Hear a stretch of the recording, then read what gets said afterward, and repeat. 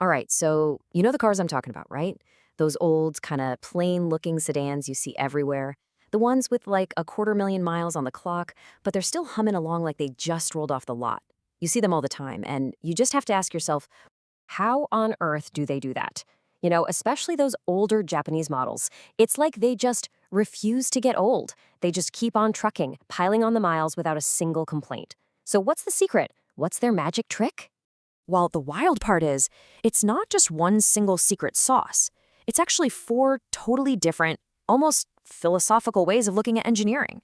Four unique approaches, all shooting for the exact same incredible goal: building an engine that just will not die. So let's dive right in with the undisputed heavyweight champions of longevity, Toyota, and of course, their luxury division, Lexus. Their whole philosophy is this amazing mix of pure, brute strength and just mind-blowing precision. Okay, so Toyota's core idea is something called understressing, and it's brilliant. See, instead of trying to squeeze every last bit of horsepower out of an engine, they build them to be so tough that they're basically just coasting. They're never really working hard. And then Lexus comes along, takes that super rugged foundation, and just polishes it into an absolute art form. And the way Toyota does this is just beautifully simple. They pretty much over-engineer everything. I mean, the engine blocks, they have these ridiculously thick cylinder walls. And they run at lower compression ratios. So what does that mean? It means the explosions happening inside the engine are, well, gentler. This puts way less strain on all the parts. Look, it's not how you build a screaming race car, but it is how you build an engine that's so unstressed, it basically has no reason to ever break down. The result is exactly what this quote gets at. The components are never, ever pushed to their absolute limit. They just don't experience that intense wear and tear. The metal itself is just chilling out, cruising along its entire life without any real stress. It really is like a world-class marathon runner who decides to just jog for their entire career. They can go forever. Now, this is where Lexus takes that built tough idea and cranks it up to 11.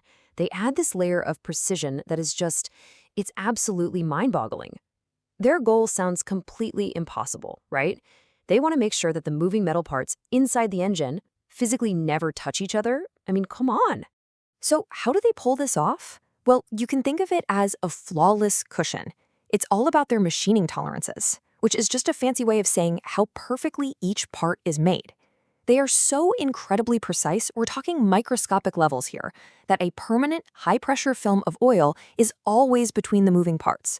So they're not grinding on each other, they are literally floating, gliding on this cushion of oil. It's just an incredibly elegant way to stop wear before it can even start. Okay, so that's Toyota's way, but what if instead of just avoiding stress, you could actually use it to your advantage? Well, that's exactly the path Honda takes. It's a total 180 from Toyota.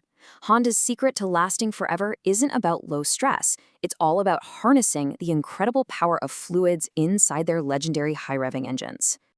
You could call their philosophy fluid perfection, and here's how it works. First, as one of their engines starts to rev really high, it builds up massive, and I mean massive, oil pressure inside. And here's the kicker. That pressure isn't just for keeping things slippery, it gets so intense that it actually starts to act like a hydraulic clamp, physically locking components together.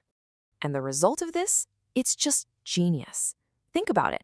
Instead of relying on stuff like bolts and friction, the things that naturally wear out over time, the most important parts are held together by the sheer force of the oil. This pretty much eliminates the grinding and the forces that try to tear an engine apart. It's using fluid power to keep everything perfectly in place. So cool.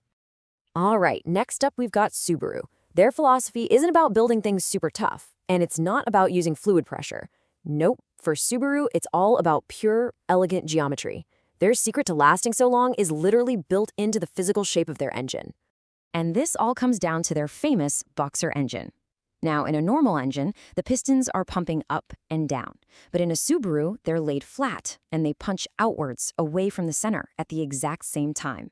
The name is perfect. It looks just like two boxers throwing jabs at the same moment. And right there, that's where the magic happens. Because those two pistons are moving in perfect opposition to each other, the violent physical force from one punch is perfectly canceled out by the other. The engine is basically balancing itself, moment by moment.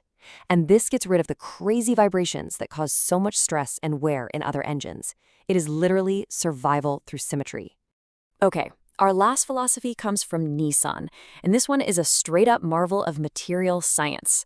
They don't attack the problem with brute strength or clever shapes.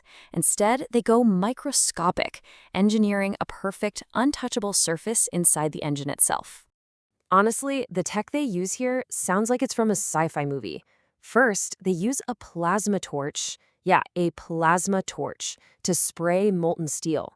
They spray it directly onto the aluminum cylinder walls of the engine. And we're not talking about a simple coating that can just flake off. No way. This steel is bonded at a molecular level. It literally becomes a brand new, super hard surface. And what you get is this frictionless, mirror-like armor. It's an incredibly hard, perfectly smooth surface that acts as a shield. It's so slick that it dramatically cuts down on wear and tear on the piston rings, which, is a huge failure point for a lot of engines. Nissan is basically armoring their engines from the inside out. Okay, wow. So we've just walked through 4 completely different and, frankly, brilliant ways to build an engine that can go the distance. So let's just pull back for a second and put them all side by side to really see how they stack up. So here it is, all laid out. You've got Toyota and Lexus with their philosophy of understressing, using massive parts and microscopic precision. Then there's Honda's fluid perfection, where they use high-pressure oil as a locking force. After that, you have Subaru mastering physical geometry with those symmetrical, self-canceling forces in their boxer engine. And finally, Nissan's surface science, creating that plasma-sprayed, frictionless armor. I mean, look at that. 4 totally unique, genius solutions to the exact same challenge. So at the end of the day, what's the big takeaway here? It's that there isn't just one right way to achieve reliability. The reason these engines are so legendary for their durability is because of this incredible diversity of thinking. Each company looked at the same fundamental problem, mechanical wear, and came at it from a completely different and brilliant angle. And that really leaves us with one final, kind of cool thought. When you really look at these deeply held engineering principles, brute strength, fluid dynamics, perfect symmetry, surface science, it really makes you wonder, doesn't it? Maybe the true character, the actual soul of a car, is really found in the philosophy of its engine. Something to chew on the next time you see one of those old-timers still cruising down the road.